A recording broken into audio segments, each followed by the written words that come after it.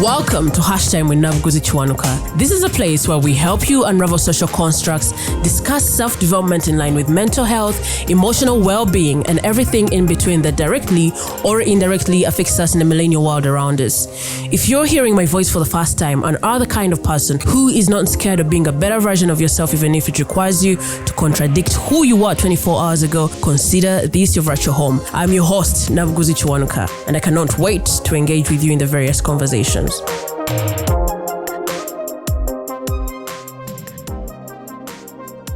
So today's episode is going to be a little bit different. Not so different because it's not the first time we're having this form of episode or recording, should I say.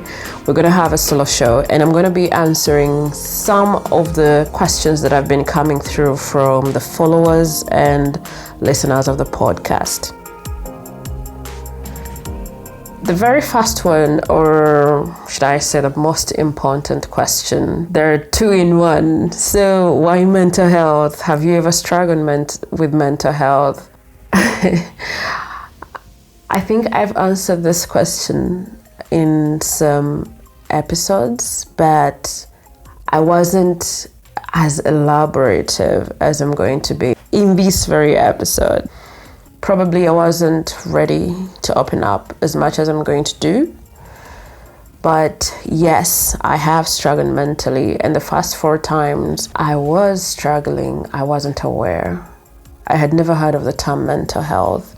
When I was 15 or thereabouts, I was placed with a psychiatrist who I would say was terrible at her job. But I survived whatever was weighing me down. How I got out of it, I don't know, but it must have been the medication. Or let's just say I'm sure it was the medication that helped me maneuver the unknown. So that was the first time. The second time I was 21. That is 6 years apart.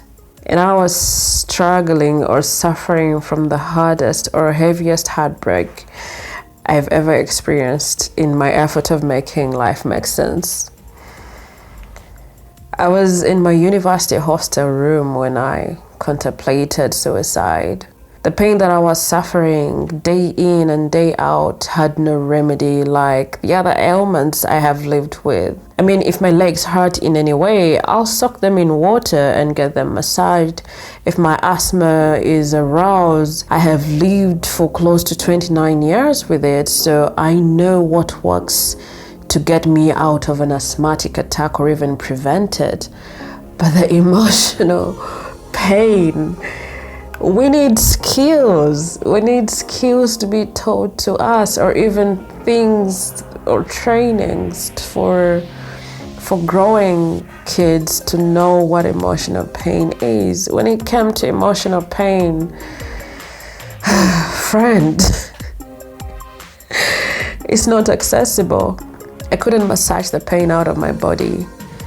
I wasn't even crying because I couldn't understand what was happening. I was kneeling on the floor holding myself tight as if to squeeze the pain out of my body, but it wasn't working. I knew I was a strong girl because I'd been told so all my life. Almost all my life. Everywhere I'd go, I'd be told that I'm strong. My emotional abuser too. He said, you know, when the brother was trying to signal him to do better by me, he said, no, she is a strong girl. She is not moved by those simple misdeeds. But the truth is that I was moved by them, and maybe not just moved, I was wounded by them. Nevertheless, I knew I wanted to be strong. I knew I was strong, and I wanted to keep the face that this boyfriend at the time had of me. But in the moment when I was struggling, when I was trying to hold myself tight, I no longer felt my strength. I was not in touch with it. Something unknown was taking over my body, and all I could think of was to either squeeze it out of me or not allow it to take full control of my body, or just to steal my strength, because I was desperate. I wanted to find the strength, but I could no longer get in touch with it. In that moment, I didn't just need the strength to live or continue with life. I needed it because I had end of semester examinations to prepare for. Because I think this was happening like on a Monday, and Wednesday I was studying. Oh my God. Wednesday I was studying my examinations. So I continued to hold and protect myself from the unknown. And in that moment of struggling to rid myself of the pain, it made sense why people died by suicide. I think at that moment, I loosened the grip of my body. I seemed to have found a solution, because I came to understand what happens behind the scenes of suicides or suicide attempts. So what works? What can stop this pain? I asked myself, because I didn't have any idea. I had to think hard, and while I did, I saw my lifeless and painless body. It sort of felt like it was a place of relief, a place of rest. But in that moment, my mind raced through the people that would mourn my death. And my mother was the first person my mind landed on. I saw her over my dead body. I saw how much pain she was in, and I burst into tears. I couldn't abandon my best friend like that. I burst into tears, and all the pain I had pent up for about 2 hours started to flow out of my eyes. But here's the thing. I couldn't tell Mom that I was in so much pain, because she had told me before that if I ever suffer from pain, she will suffer twice. And this was relationship based. So I wanted to protect her from that. And I often say she unknowingly gave me another chance to live. I cannot tell the number of times I would cry during the day, but I remember that I hated waking up. Every time my eyes opened, the wound would refreshen.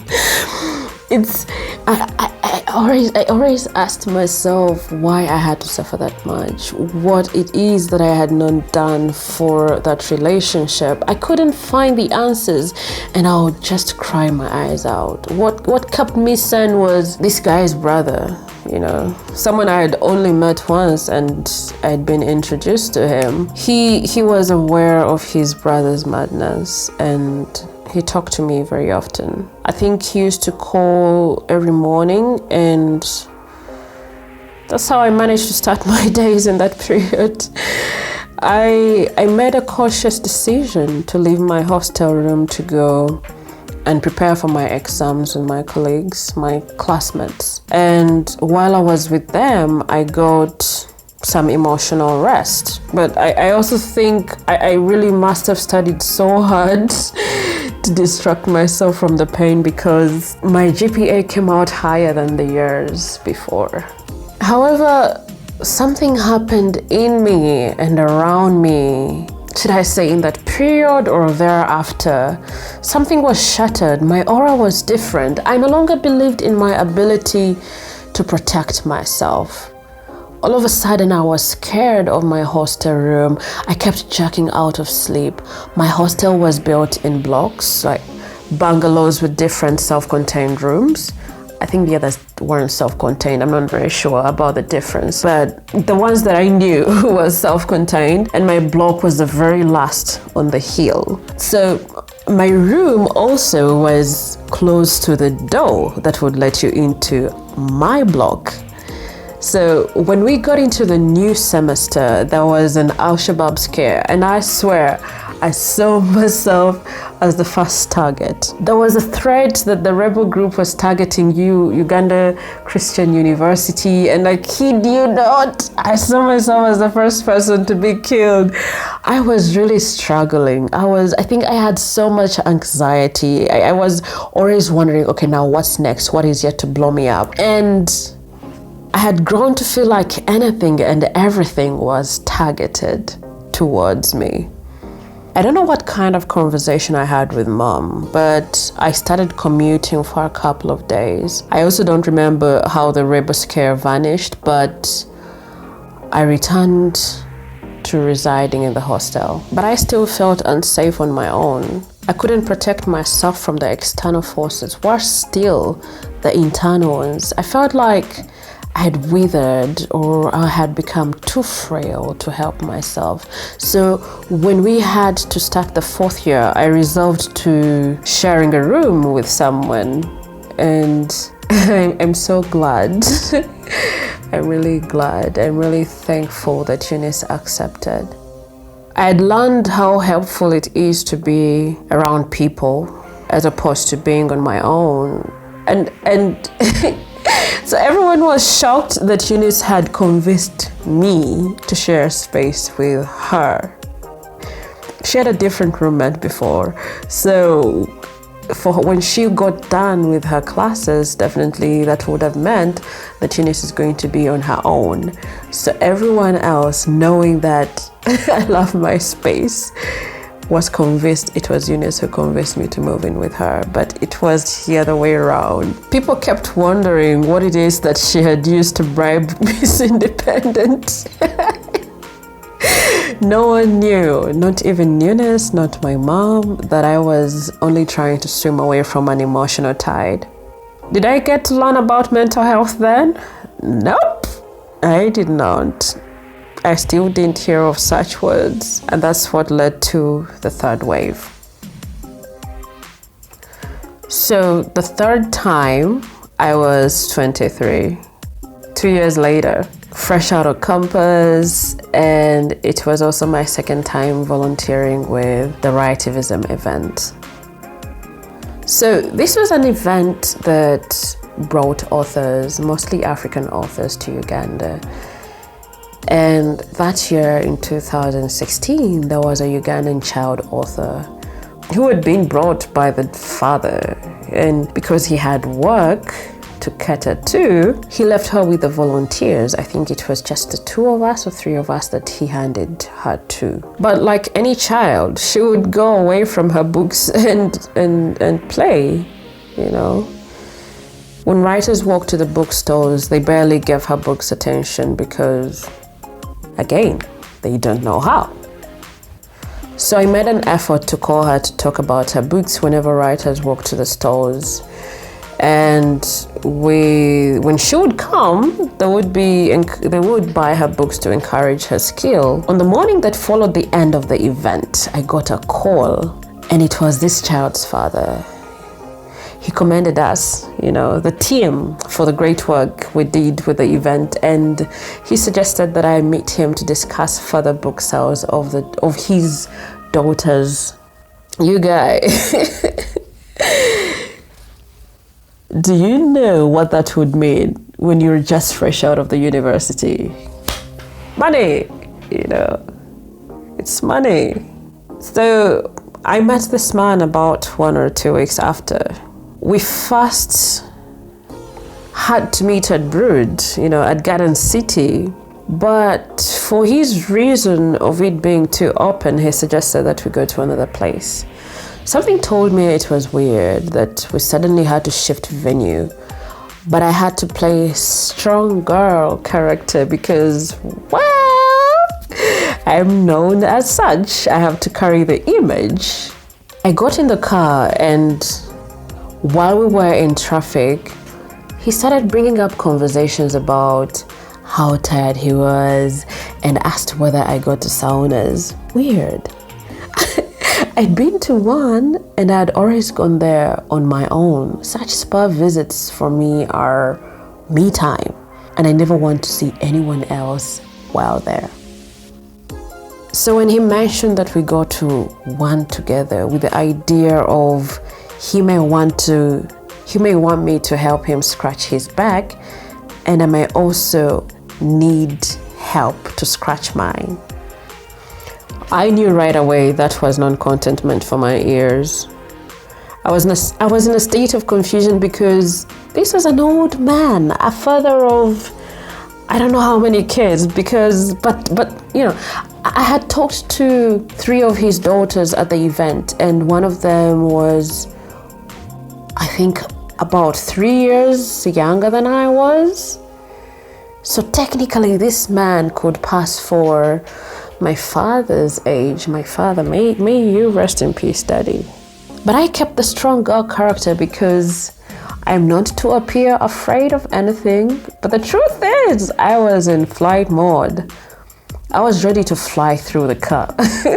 But the strong girl character and the reminder that I am supposed to be respectful around adults at all times, and the doubt that a father figure could do anything to me left me stiff in this man's car. Like, I couldn't make a decision. At some point, he also mentioned that I'm a strong girl. I liked the sound of it. I guess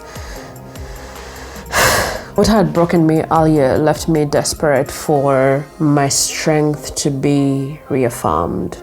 And then he said, ask my girlfriend, whatever she suggests, I will take. I was in shock, but then I also continued to play the role of strong girl. So I nervously laughed it off. The waitress laughed it too, which, you know, sort of calmed my anxiety.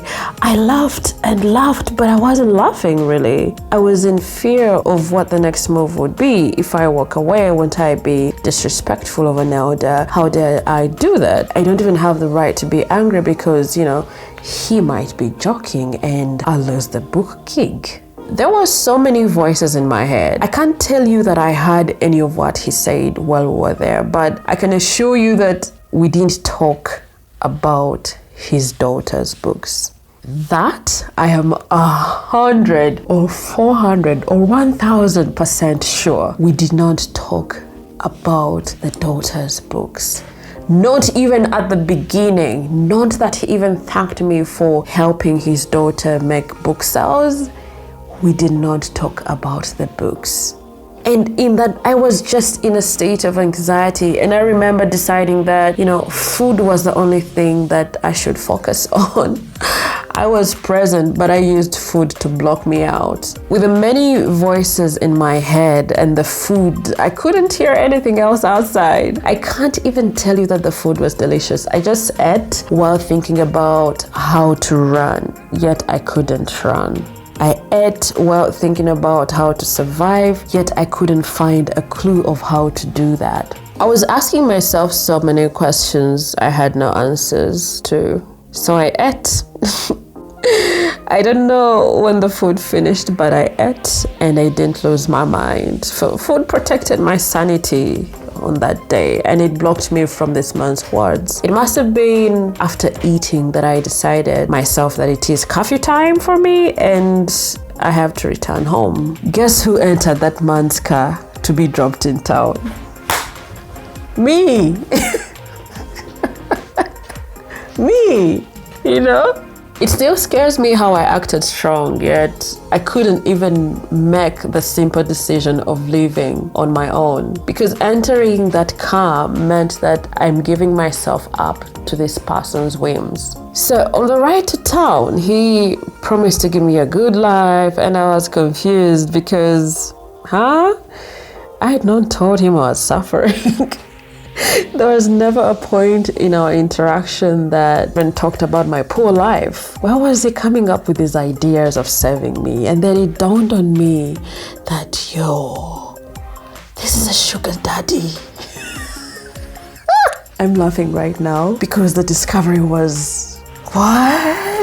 I was in utter shock when I realized that, oh my God, I'm seeing a sugar daddy. I mean, these are things that I had only gotten to study about as reasons why kids drop out of school. And when I say kids in this case, I'm talking about girls. So you write them as answers to your high school exams. And at that moment, I was seeing one in flesh, alive like this, not on paper, alive. He was driving and steering the wheel. Hey man. And I just kept saying to myself, this is a sugar daddy, you know. He went on to ask when I would introduce him to my mother as my boyfriend. And I could feel myself vomiting and swallowing my vomit. Like, I zoned out again. I think I passed out. I passed out, but my eyes were open.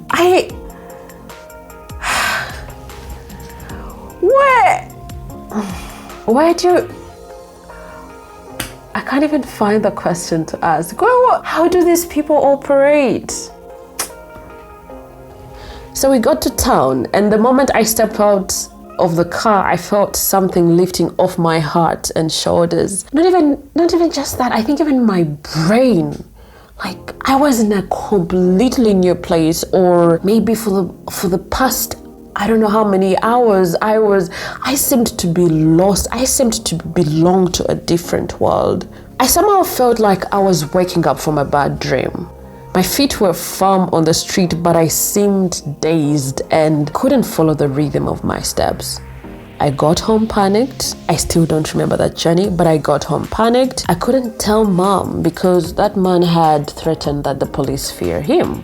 Everything he had touched, I wanted to soak it in bleach. I remember using wipes to clean my phone, and I scrubbed my phone cover for a really long time. It's like I was seeing the stains physically. I just kept scratching, rather scrubbing the phone cover, and I don't know for how long. I don't know what convinced me that it had gotten clean, and then I stopped. And then I remembered that he had touched my hand, and I instantly felt like my whole body was unclean. I was disgusted by my own body. I wanted to find something to soak myself and cleanse myself of the remembrance of his hand. I was losing my mind, and the only person I managed to talk to was in Nigeria. I chose, bless her soul, I chose Jennifer Chinenye because she had been exposed to abuse before, and she had shared the experience. She spoke to me, and while she did, I felt like I was overreacting. You know, I started doubting my reality because I had not been physically abused. And when we talk about abuse, most times we forget the emotional bit. We mostly talk about, when it comes to abuse between a man and a woman, we usually talk about the physicality of things. So when I was talking to her, I felt like I was overreacting. I doubted my reality, but she said that often when exposed to abuse, we tend to downplay its magnitude.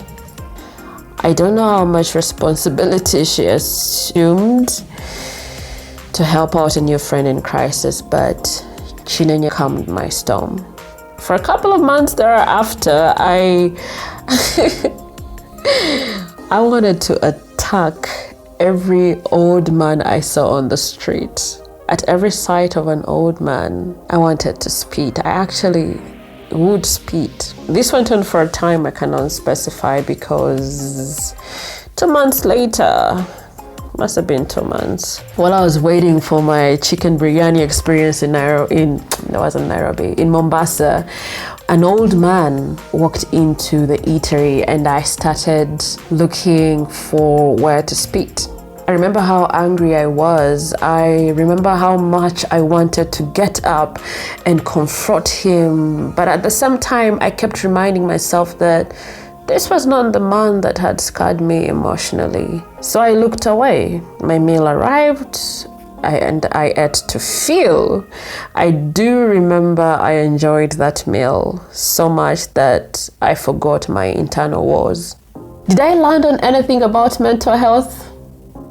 Again, no. Here we are, 2017, a year later, and this is the first time I'm struggling with something I don't understand.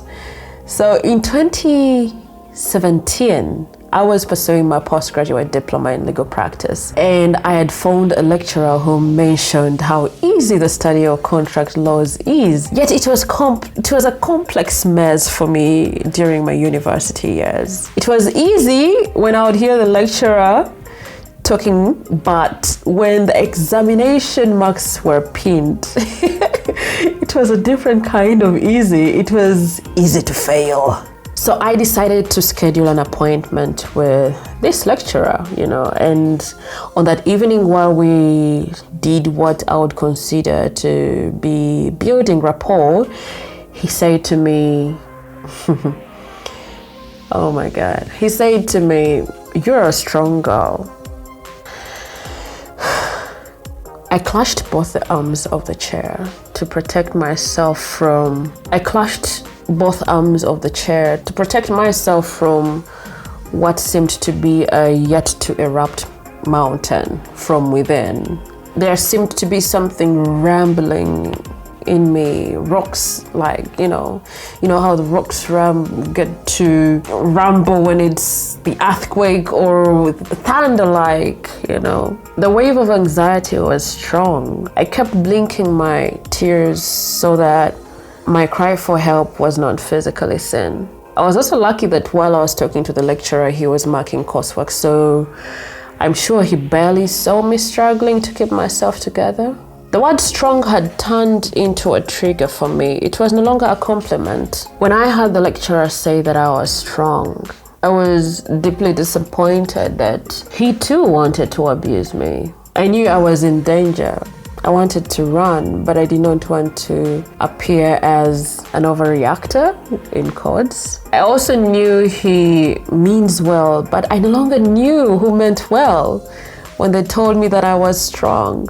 My recollection of the events of that evening feels like a movie scene, because I cannot tell you that I remember leaving the lecturer's office. All I remember is that I was in my room, holding myself tight from the storm that was coming from within. I was running from what seemed to be known yet unknown. I don't remember how long I remained in the crisis, but I met a series of posts on Facebook that were low-key crying out for help, and I was suicidal again. I feel like in that moment, it felt like I was in a state of a pendulum, like I was swinging back and forth. So I became suicidal again. When I made the Facebook posts, I wanted help, but I didn't know what kind of help. I was neither asking for it nor talking about my plight, but there was something about the posts that made, oh my God. Please, this lady too. Sumaya Lee reached out in my inbox. She knew about the young author's father's incident because Bwesije, the lead of the event, had asked her to help me out. She tried to collect the evidence I had with me. Screenshots were sent, but the audio files were too heavy to be transmitted. Yeah, so when I talk about audio files, at some point while the old man talked, I got my phone out and I recorded it all. She asked me to compress the files, but those terms were complex. I didn't understand. I didn't understand anything to do with audio files. In that moment, you're just new to technology-ish. All you understand is WhatsApp and possibly emails. But had it been in this period where I know how to work with audio files, I would have hacked the compression issue. So I told Sumaya everything, and she advised that I should not let horrible people turn beautiful attributes into ugly experiences. She also advised that I see a therapist when I returned to Uganda. That time I was in Rwanda. So when I heard the word therapist, I don't remember what she used, but she must have used therapist. I don't want to go back to, I can't bring myself to go back to the messages, but I'm sure she used the word therapist. And hearing the word therapist, had I known the word before? In movies? Maybe, or yes. Normal conversations? No. In Uganda? No. I knew I would figure it out while back at home. And at that moment, I knew I had a problem, but the problem had not yet been named. I went on with life while I waited to see how we figure out this therapy issue. I may have forgotten about the intended search, but I landed on YouTube videos. I wasn't even looking for them, but I landed on YouTube videos that I turned into therapy. Again, it was not that I was looking for therapy. I didn't know what, I didn't even bother to search. Can you imagine? What was wrong with me? And I had so much access to internet in that time. But I landed on YouTube videos, and These two people, Lisa Nichols and TD Jakes, spoke life in my dead corners. I saved 2 videos of each of them and consumed the content like it was on prescription every morning, every evening, or even night, or during the day when I felt like I was sinking into the abyss of darkness. 7 months straight, and I gained the ability to do life without them. I found self-worth, emotional stability, and healing in their words. Lisa Nichols was the hardest because there were words I had to say to myself in the mirror. 21 words to give me life on a daily basis. So the formula was, there were 3 words, but under those 3 statements, not 3 words, there were 3 statements, but under those 3 statements had to come another series of 7 other statements. So the very first one is I had to say my name and follow it up with I love you. No, I think I love you or I love you.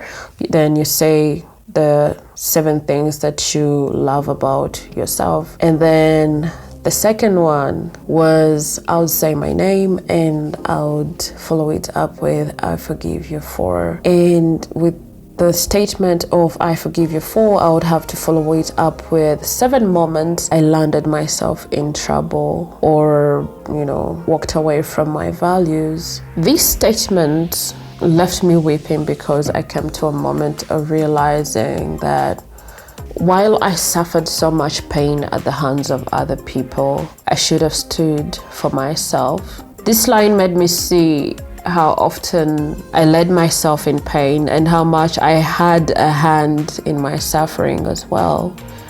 And I had to hold myself accountable. The last set of words was I would say my name and then follow it up with I'm proud that you. Then follow it up with the things I am doing intentionally to be a better version of myself. So I self-helped, I self-cleansed, and started seeing clearly. Now, here we are.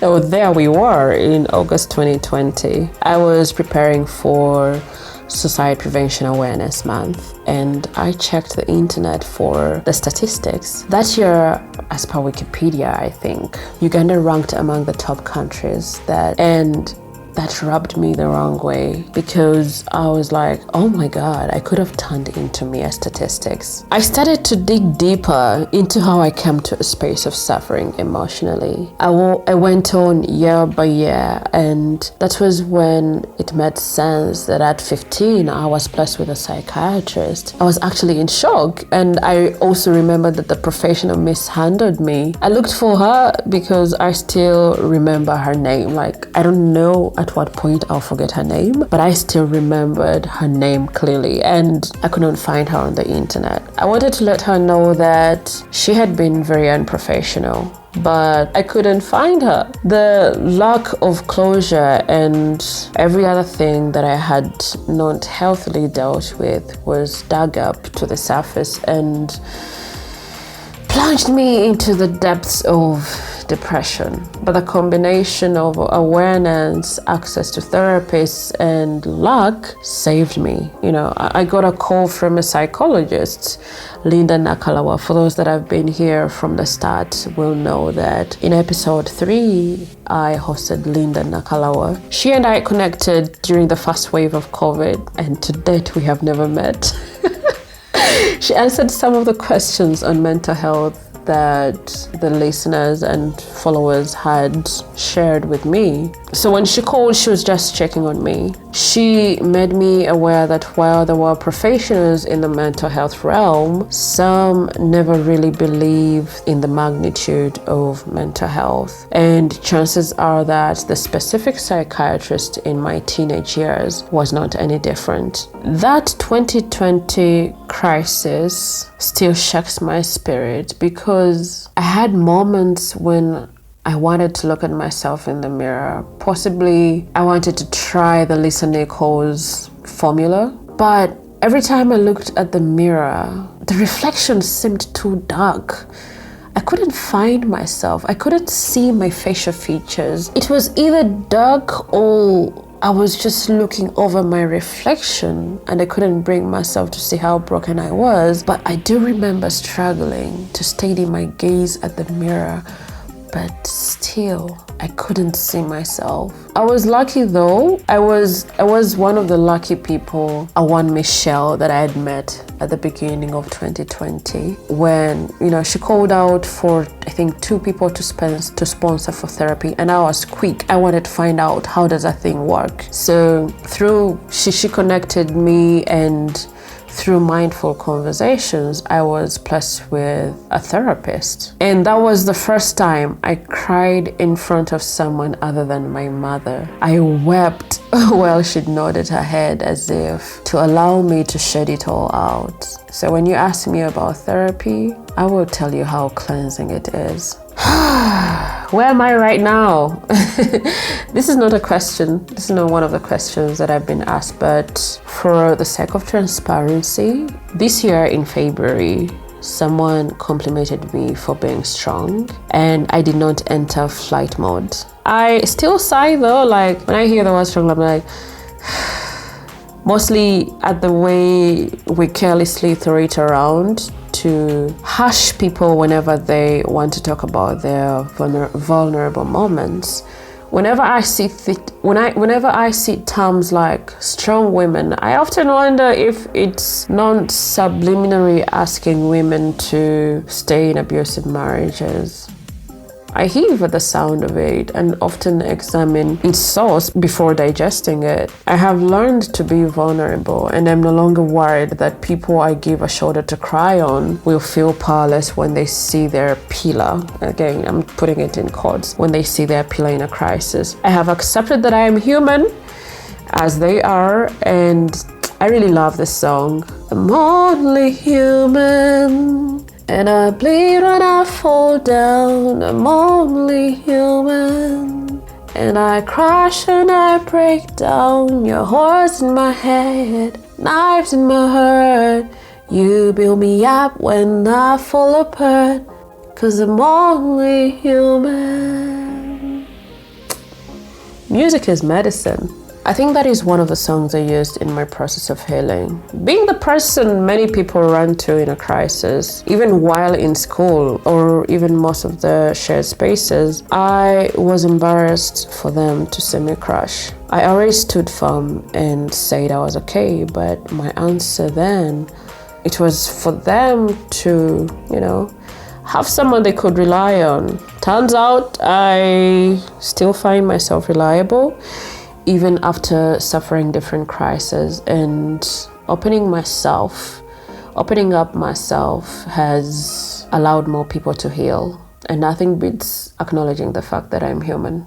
We're still on where I am right now, and the other thing I'm more mindful about is how I eat. So I cannot tell whether the eating or my emotions started in 2016, but I remember using food to block out my abuser's words from my hearing. I know it worked because I do not remember a single thing he said while he sat in front of me. For those that don't know emotional eating, it is a way to suppress or soothe negative emotions such as stress, anger, fear, boredom, sadness, and loneliness, as opposed to eating when hungry.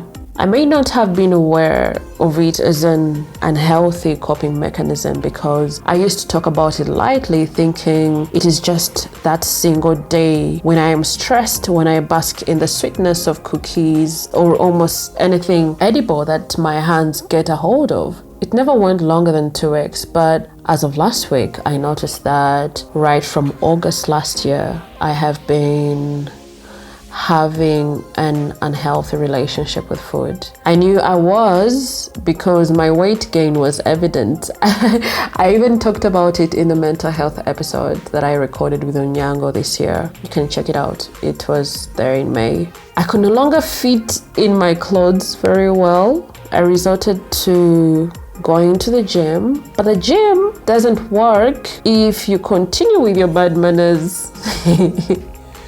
So I stepped away from the gym while I get my appetite in order and stress levels down. I'm a work in progress, and I would surely be glad to walk you through my journey of healthy eating. So far, I don't know, do I say I am 1 week clean?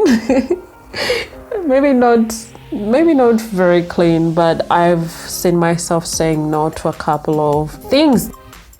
Some months ago, I shared about how it's important for you to be kind to yourself. And someone, was it one person? He asked me what it means to be kind to yourself. So I'm going to leave you with 2 ways. In my years of intentionally pursuing healing, I have learned that kindness to myself makes it easier for me to shine light in the dark corners of my life. I have also noticed that many times we preach kindness and are ready to hold out spaces for other people to open up, but we are too harsh to ourselves. I actually want to find out why we are too harsh to ourselves. We demand ourselves to reach unimaginable heights of perfection while we tell other people that it's okay to fail at something. Having to face me and speak life to me in the mirror made me aware of how flawed I am, and yet I could still find parts of myself I could love. I noticed I had held out my hand for so many people, yet I couldn't hold out my hand for myself. When you think about the way you talk about or talk to your loved ones and anyone you believe is worthy of your love, and then use the same tone when you exercise your inner voice, you will notice the beginning of having a healthy relationship with yourself. Make sure your inner voice is as friendly as it is when you are speaking to someone you care about genuinely. Secondly, like Catherine Nyahanga would advise, find gratitude in all moments. Recently, I felt like I was exhausted, yet there was not much I was achieving. Again, the harsh self-criticism of our personal growth is a common trait and a dangerous one if not tamed. I remembered the gratitude tin I created in the first quarter of the year. There are so many things that had come my way, and it would turn me into an ungrateful person if I dismissed how good they made me feel. With the incubation program, I got into the new sound of my podcast, the editing skills I had acquired, having a series of experiences of recording from a studio, and so much more kept coming to my memory. And even when I say it right now, I am blushing, I am smiling at myself like, oh baby, you did that. So when all these things came to my memory, I burst into tears of gratefulness, and I said to myself, I'm proud of you, honey. We shall ace this one too. Oh, I'm even getting so teary. Like, when you get to love yourself, when you are kind to yourself, it's powerful. I rested from harsh criticism when I remembered all these things, and I re-embarked on my journey of growth. So the other question that I got asked, and it's the last one in this episode, was, doesn't falling in love with yourself breed narcissism?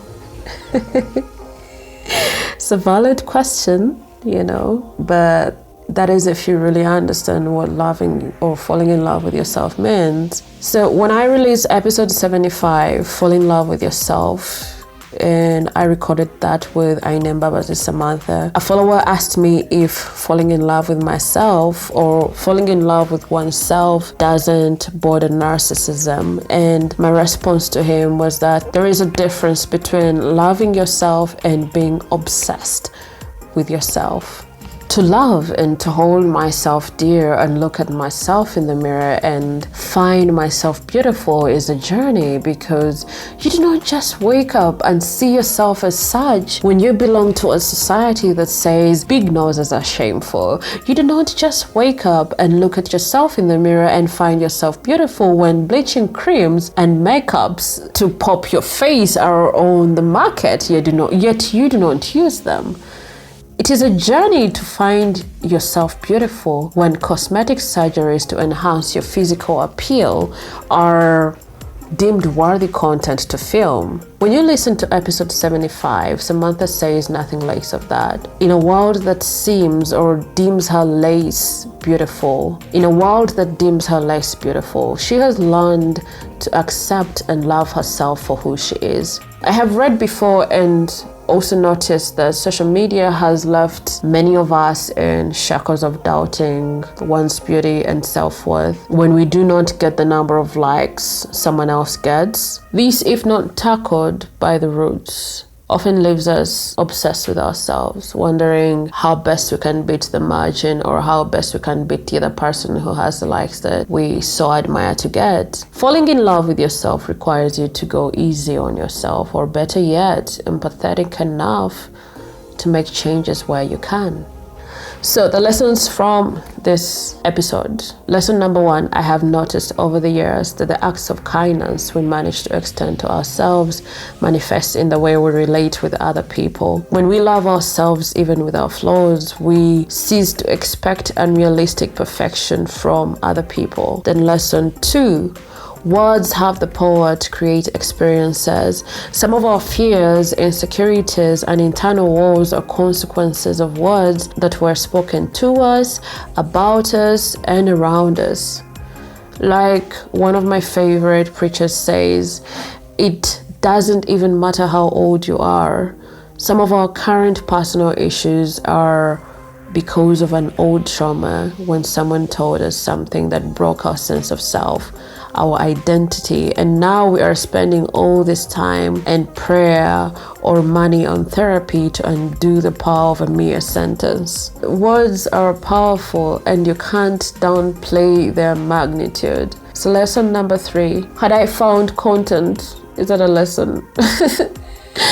Okay, but I think it is really relevant. Had I found content related to mental health in 2014, I am certain I would have known how to handle my internal wars without teetering on the edges of self-harm.